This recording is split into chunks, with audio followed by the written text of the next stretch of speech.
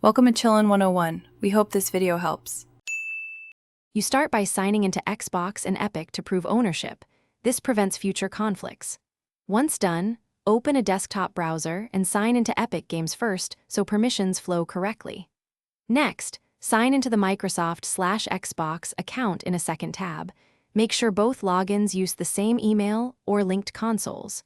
You do this so Epic can detect your Xbox profile and map game licenses cleanly. Keep two-step verification handy in case Epic requests a code.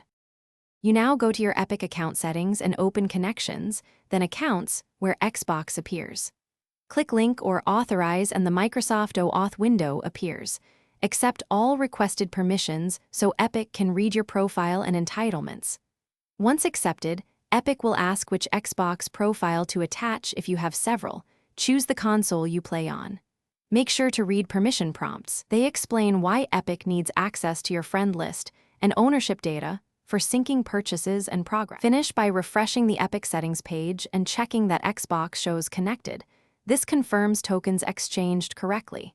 If you don't see own titles or progress, restart the Epic Games launcher and your Xbox to force resync, because cache tokens can delay recognition. If linking fails, unlink and repeat the authorization, and make sure no existing Epic account is already tied to that Xbox profile. As a troubleshooting tip, collect both account ID before contacting Epic support to speed resolution. Thanks for watching. Consider subscribing if we helped you.